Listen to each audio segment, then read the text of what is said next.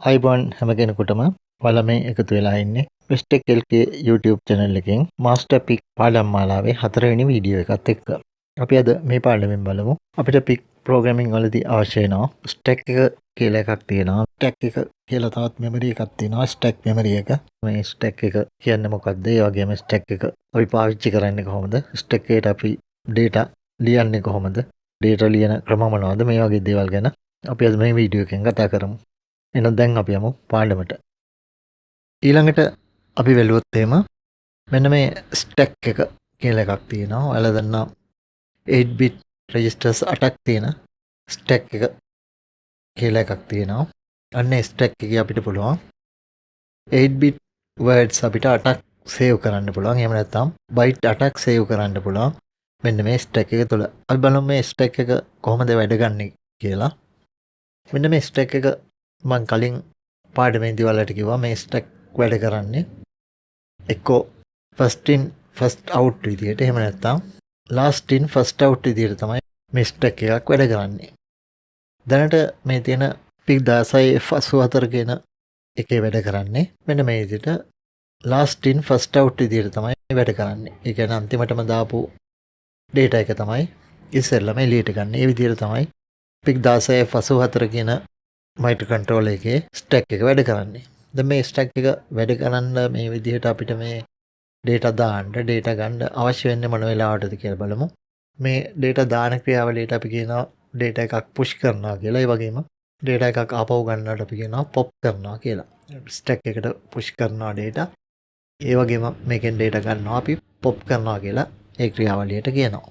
අපි සාමාන්‍යයෙන් මේ වගේ ස්ටැක් එක ඉස්සෙල්ලාම බලවත් interrupt වලදී මෙන්න මේ වගේ වෙලාවකදී මම කිව්වා මේ ප්‍රෝග්‍රෑම් එක මේන් ප්‍රෝග්‍රෑම් එක මෙහෙම පහලට ප්‍රෝග්‍රෑම් මෙමරි එකේ ලියලා තියෙනකොට 0004 කියන එකේ අපිට ලියන්න පුළුවන් කියලා ඉන්ටරප්ට් කරපුවාම මොකද්ද කරන්න ඕන කියන ක්‍රියාවලිය 0004 වල ඉඳලා ලියාගෙන යන්න පුළුවන් කියලා.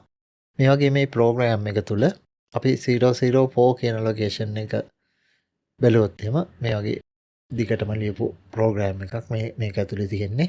ඒ ප්‍රෝග්‍රෑම් එකේ 004 කියන ලොකේෂන් එකේ ලියලා තියෙනවා. කිසියම් ප්‍රොසීඩියර් එකක් ලියලා තියෙනවා. කිසියම් මේ වගේම ප්‍රෝග්‍රෑම් කොටසක් මේක තුල ලියලා තියෙනවා. අපිට ඉන්ටරප්ට් කරපුවාම මොකද්ද කරන්න ඕන කියන වැඩ ටික තමයි මේක ලියලා තියෙන්නේ. අපි මේ කොයි වෙලාවෙ හරි මේ මේන් ප්‍රෝග්‍රෑම් එක අපිට ඉන්ටරප්ට් කරනවා නම් එහෙම නැත්නම් මයික්‍රෝ කන්ට්‍රෝල් එක අපි එක වෙලාවකදී ඉන්ටරප්ට් කරන්න පුළුවන් විදි තියෙනවා. එක පින් එකක් හයි කරලා එහෙම නැත්නම් software interrupt එකක් generate කරලා මේ වගේ මොකක් හරි විදිහකට අපිට පුළුවන් මේ යන ප්‍රෝග්‍රෑම් එක මැදින් නවත්තලා වෙන වැඩක් කරන්න කියලා මැදින් interrupt කරලා කියන්න පුළුවන්. අන්න ඒ වගේ interrupt එකක් දුන්නොත් එම හිතන්නකෝ මෙන්න මෙතන 0051 වලදී මේ ප්‍රෝග්‍රෑම් එක අපි interrupt කරනවා. interrupt කරපුවාම මේ ප්‍රෝග්‍රෑම් එක මේ මෙතරකම් වෙලා කර හිටපු වැඩේ නවත්තලා මෙච්චර වෙලා කර හිටපු මේ ප්‍රෝග්‍රෑම් එක නවත්තලා interrupt service routine එකට යනවා. ඒ කියන්නේ අපි හිතමුකෝ මෙන්න මේ 0.0.5 hex කියන තැනදී interrupt කරුවයි කියලා. එහෙම interrupt කරුවොත් එහෙම අපි කරන්නේ මෙන්න මේ 0051 වලදී මයික්‍රෝකන්ට්‍රෝලර් එක යනවා මෙන්න මේ 0004 hex කියන තැනට ගිහිල්ලා බලනවා මොකද්ද කරන්න තියෙන්නේ කියලා. මෙන්න මේ වැඩ ටික ඔක්කොම ටික කරලා ආපහු මෙතනින් return from interrupt කියන තැනින් ආපහු මෙන්න මෙතන 0051 වලින් තමයි ඉන්ටරප්ට් වුණාම මේ වැඩේ ඉවර කරලා මේ වැඩේට ගියේ. ඊට පස්සේ ආපහු එනවා ඊළඟ ඉන්ස්ට්‍රක්ෂන් එක ළඟට එනවා. මෙන්න මේක මතක තියාගන්න මේ අපි මේ කර හිටියේ මෙන්න මෙතන මේ වැඩේ ඉවර කරලා තමයි අපි මේ ඉන්ටරප්ට් එකට ගියේ. ආපහු එන්න ඕනේ කොතනටද කියන එක මේක දාගන්නවා මෙන්න මේ ස්ටැක් එකට මෙන්න මේ අගය ඊළඟට ප්‍රෝග්‍රෑම් කවුන්ටර් එන්න ඕනේ තැන. ස්ටැක් එකට මේන් ප්‍රෝග්‍රෑම් එකේ ඊළඟ ඇඩ්‍රස් එක සේව් කරන එක ඉබේමයි සිදු වෙන්නේ. සාමාන්‍යයෙන් ඉන්ටරප්ට් එනබල් කරපුවාම ඉන්ටරප්ට් එකක් ආවොත් ඒක එනබල් කරලා තියෙනවා නම් මෙන්න මේ විදිහට අපි කිසියම් ඉන්ටරප්ට් එකක් කරුවට පස්සේ එතන මේන් ප්‍රෝග්‍රෑම් එකේ ඉන්ටරප්ට් එක එන වෙලාවේ තියෙන ඉන්ස්ට්‍රක්ෂන් එක කරලා ඉවර වෙලා ඊළඟ ඉන්ස්ට්‍රක්ෂන් එක මොකක්ද කියන එක ස්ටැක් එකේ ඉබේම සේව් වෙනවා. ඊට පස්සේ තමයි ඉන්ටරප්ට් සර්විස් රූටින් එකට යන්නේ. ඔයාලට වෙනවා මෙන්න මෙතන මේ ලියලා තියෙන interrupt service routine එක මේ තියෙන්නේ. මේක ලියලා තියෙන්නේ 004 වල. අපි මෙන්න මෙතන බැලුවොත් එහෙම 0051 වලදී අපිට ඉන්ටරප්ට් එකක් ආවා නම් එහෙම මේ ඉන්ස්ට්‍රක්ෂන් එක කරලා ඉවරලා කෙලින්ම යනවා මෙතන තියෙන ඉන්ටරප්ට් සර්විස් රූටින් එකට ගිහිල්ලා මේ රූටින් එක ඉවර වුණාට පස්සේ ආපහු එනවා මෙන්න මෙතන 0.52ට මේ 0.52 කියන එක ස්ටැක් එකේ තමයි සේව් කරගන්නේ. මේ ප්‍රෝග්‍රෑම් එකෙන් මේන් ප්‍රෝග්‍රෑම් එකෙන් එක්සිට් වෙනකොට මේ ඉන්ටරප්ට් සර්විස් රූටින් එක කරන්න ඉන්ටරප්ට් එක කියලා තියෙන වැඩේ කරන්න ඊට කලින් සේව් කරගන්න ඕනේ මෙන්න මෙතන දැන් කර හිටපු ඇඩ්‍රස් එකට ඊළඟට තියෙන ඇඩ්‍රස් එකයි තවත් එකක් තියෙනවා මෙන්න මේ මේන් මෙමරි එකේ සමහර වෙලාවට අපි වැඩට ගත්ත ඩේටාස් මේ මේන් මෙමරි එකේ තියෙනවා නම් අපි හුඟක් වෙලාවට මෙන්න මේ මේන් මෙමරි එකේ තියෙන RAM එකේ තියෙන RAM මෙමරි එකේ තියෙන අගයන් ටිකත් සාමාන්‍යයෙන් ස්ටැක් එකට පුෂ් කරනවා. මෙතන මේ ඇදලා තියෙන්නේ ඒ වගේ එකක්. අපි වෙන්න මෙතනින් පස්සේ ඉන්ටරප්ට් සර්විස් රූටින් එකට එහෙම නැත්නම් ISR එකට යනකොට මෙන්න මේ යන්න කලින් ඊළඟ ඇඩ්‍රස් එක පුෂ් කර ගන්නවා ස්ටැක් එකට. ඊට පස්සේ ISR එක ඉවරුනාට පස්සේ ඉන්ටරප්ට් සර්විස් රූටින් එක ඉවරුනාට පස්සේ ආපහු අර ස්ටැක් එකේ පොප් කර ගන්නවා. අපිට ඊළඟට යන්න ඕනේ තැන කීයද කියලා ප්‍රෝග්‍රෑම් කවුන්ටරෙන් බලා ගන්න ඕනේ. හින්දා ප්‍රෝග්‍රෑම් කවුන්ටරේට මේ ස්ටැක් එකේ තියෙන එක සේව් කරගෙන තමයි මේ ප්‍රෝග්‍රෑම් එක දිගටම කරගෙන යන්නේ. මෙන්න මේ විදිහට ඉන්ටරප්ට් එකක් ආවම අපිට ස්ටැක් එක අවශ්‍ය වෙනවා. ඉන්ටරප්ට් එකේදී ඉන්ටරප්ට් සර්විස් රූටින් එකට යන්න කලින් ඊටු අගයන් ටික ඊළඟට තියෙන ඇඩ්‍රස් එකයි ඒ වගේම data memory එකේ තියෙන අගයනුයි සේව් කරගන්න.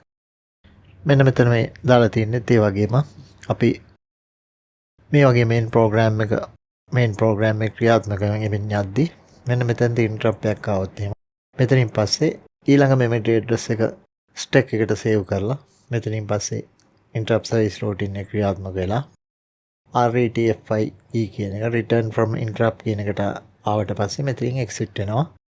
අර ස්ටැක් එකේ දාලා තියෙනගේ ප්‍රෝග්‍රෑම් කවුන්ටරේ ලෝඩ් කරගෙන මෙතනින් exit වෙලා අපිට අවශ්‍ය තැනට ප්‍රෝග්‍රෑම් කවුන්ටරේ එනවා. ඒ කියන්නේ මෙතන ඉඳන් ආපහු දිගටම ප්‍රෝග්‍රෑම් එක ක්‍රියාත්මක වෙනවා. මේ වගේම යම් අවස්ථාවලදී අපි සබ්රූටින් කියලා ඉස්සරහට ඉගෙන ගන්නවා. ප්‍රෝග්‍රෑම් එකේම අපි කෝල් කරනවා තව තැනක තියෙන ප්‍රෝග්‍රෑම් කොටසක්. එතන ඒ ප්‍රෝග්‍රෑම් කොටස ඉවර වෙලා ආපහු මුල ඉන්ස්ට්‍රක්ෂන් එක ළඟට එන්න ඕනේ. exit with ඉන්ස්ට්‍රක්ෂන් එකට පස්සේ තියෙන ඉන්ස්ට්‍රක්ෂන් එක ළඟට අපි එන්න ඕනේ. හුඟක් වෙලාවට අන්න ඒ අගයක් ස්ටැක් එකට දාගෙන අපි කෝල් කියන ෆන්ක්ෂන් එකෙන් ප්‍රෝග්‍රෑම් කරනකොට අපිට ඒ ස්ටැක් එක අවශ්‍ය වෙනවා. ඒ වගේ ලියපු ප්‍රෝග්‍රෑම් එකක් මම පෙන්නන්නම්. මෙන්න මේ වගේ මේ දාලා තියෙන්නේ 16F818 කියන මයික්‍රෝ කන්ට්‍රෝලරේට ලියපු ප්‍රෝග්‍රෑම් එකක්. මේක ඔයාලට පේනවා ඇති. ORG4 කියලා මේ තියෙන්නේ origin 0004 hexa කියන එක මේ ලියලා තියෙන්නේ. ප්‍රෝග්‍රෑම් එක ක්‍රියාත්මක වෙන්නේ origin 0000 කියන තැනින්. මෙන්න මෙතනින් තමයි ප්‍රෝග්‍රෑම් එක ක්‍රියාත්මක වෙන්නේ. නමුත් ඉන්ටරප්ට් එකක් කිරුවොත් එහෙම මෙන්න මෙතනට එනවා. එවිලා මෙන්න මේ ටික තමයි ඉන්ටරප්ට් සර්විස් රූටින් එක. මේ ටික ක්‍රියාත්මක වෙලා ඊට පස්සේ RETFI කිව්වම return from interrupt කිව්වම මෙතනින් exit වෙලා ආපහු අපි අර මේ ප්‍රෝග්‍රෑම් එකේ කර හිටපු තැනට පස්සේ ඉන්ස්ට්‍රක්ෂන් එක ළඟට එනවා. ඒ ඉන්ස්ට්‍රක්ෂන් එක තමයි ස්ටැක් එකේ සේව් කරගෙන තියෙන්නේ. ඊට අමතරව මම සබ්රූටින් එකක් ගැන කිව්වා. සබ්රූටින් එකක් කියලා කියන්නේ මේකේ මේ ප්‍රෝග්‍රෑම් එකේ අපිට ලියන්න පුළුවන් කෝල් කියලා කිසියම් තැනක තියෙන ප්‍රෝග්‍රෑම් එකක්. මේ තියෙන්නේ මේ මෙතන ඩිලේ කියලා මේ ලියලා තියෙන්නේ එක සබ්රූටින් එකක්. මේ වගේ අපිට සබ්රූටින් ලියා ගන්න පුළුවන් වෙනම ෆන්ක්ෂන් විදියට. දැන් මේක මෙන්න මෙතන තියෙන ඩිලේ එක කෝල් කරලා තිනවා. ඔයාලට පේනවා මේ ප්‍රෝග්‍රෑම් එක තුල මෙන්න මෙතන කෝල් ඩිලේ කියලා තියෙනවා. ඊට පස්සේ ක්ලියර් ෆයිල් පෝට් එක. ඊට පස්සේ ආපහු කෝල් ඩිලේ. මේ වගේ මේ ඩිලේ එක ඕනෑම අවස්ථාවක මේ ප්‍රෝග්‍රෑම් එක තුල අපිට කෝල් කරන්න පුළුවන්. මේ ඉන්ටරප්ට් එක තුල අපි කෝල් කරලා තියෙනවා දිගටම මේ ඩිලේ එක. මේ දේවල් ගැනත් අපි ඉදිරියේදී කතා කරනවා ප්‍රෝග්‍රෑම් ලියනකොට තව ගොඩක් වැඩි විතර විස්තර. එතකොට අපි බලමු කොහොමද මේ ඩිලේ එකක් වගේ සබ්රූටින් එකක් අපි ලියාගන්නේ. මේ වගේ ෆන්ක්ෂන් එකක් ලියාගන්නේ කොහොමද? ඒවා කෝල් කරන්නේ කොහොමද? මේ දේවල් ගැන අපි ඉදිරියේදී කතා කරමු. මේ වගේ දේවල් ලියනකොට අපි මේ පුෂ් කරන ඒවා පොප් කරන ඒවා මෙහෙම මේ ප්‍රෝග්‍රෑම් වලදී මෙහෙම සබ්රූටින් දාන ඒවා මේ දේවල් ගැන අපි තාම පැහැදිලිව ඉස්සරහට ඉගෙන ගන්නවා. ඒකින්ද මේක එච්චරම ලොකු බරක් කරගන්න එපා. දැන්ට මම මේ ඔයාලට කියලා දෙන්න ඕන හින්දා තමයි මේ වගේ දේවලුත් මේ අපි ප්‍රෝග්‍රෑම් ලියනකොට ඕන වෙනවයි කියන එක කියලා දෙන්න තමයි මම මේ දේවල් ටික කිව්වේ. මේ ස්ටැක් එකක් කියලා එකක් තියෙනවා. මේකට මෙහෙම දේවල් දාලා තමයි අපි මේ සබ් රූටින් වලට යන්නේ. ඒකින්ද මේ දේවල් දැනගන්න ඕන හින්දා තමයි කිව්වේ. අපි ඉස්සරහදී මේ දේවල් ගැන තව වැඩිදුර විස්තර කියනවා. වැඩිදුර විස්තර ගොඩක් කතා කරනවා. ඒකින්ද මේ හරිය ලොකුවට තේරුම් නැත්නම් එච්චර ඒ ගැන හිතන්න එපා. අපි ඉස්සරහදී මේ දේවල් ටික තවත් ගොඩක් විස්තර ඇතුව මුලින් ඉඳලාම ඉගෙන ගන්නවා. මෙන්න මේ විදිහට තමයි මෙමරි එක ගැන කියන්න තියෙන්නේ. අපි මේ ස්ටැක් එක ගැන කියන්න තියෙන්නේ මෙන්න මේ ටික තමයි. ඊළඟට අපිට ඕන වෙනවා ඊළඟ පාඩමේ ඉඳලා අපි බලමු මයික්‍රෝ කන්ට්‍රෝලර් එකක් අරගෙන මයික්‍රෝ කන්ට්‍රෝලර් එකක් අපි කොහොමද ඉතා කුඩා ප්‍රෝග්‍රෑම් එකක් ඒකට දාලා පොඩි සර්කිට් එකක් හදාගෙන අපි වැඩක් කරන්නේ කොහොමද කියලා. ඉස්සෙල්ලාම අපි බලමු LED එකක් බ්ලින්ක් කරගන්න ප්‍රෝග්‍රෑම් එකක් ලියාගන්න. හරි විදිහට LED එකක් පත්තු කරගන්න අපි ප්‍රෝග්‍රෑම් එක ලියාගන්නේ කොහොමද කියලා. ඒ සඳහා මයික්‍රෝ කන්ට්‍රෝලර් කොහොමද සකස් කරගන්නේ, ඒකට අවශ්‍ය කරන දේවල් මොනවද, මේ දේවල් ගැන අපි ඊළඟ පාඩමින් කතා කරමු. ඔයාලට පුළුවන් නම් අරන් තියාගන්න PIC 16F84A කියන IC එක. මේ දවස්වල ගොඩක්කට වෙනම 100ක් 1000ක් වගේ වෙනවා. ඒකෙන්ද මම කල්පනා කරුවා ඊට වඩා ටිකක් මිලෙන් අඩු IC එකක් තියෙනවා PIC 16F54 කියලා IC එකක්. 16F54 කියන IC එකේ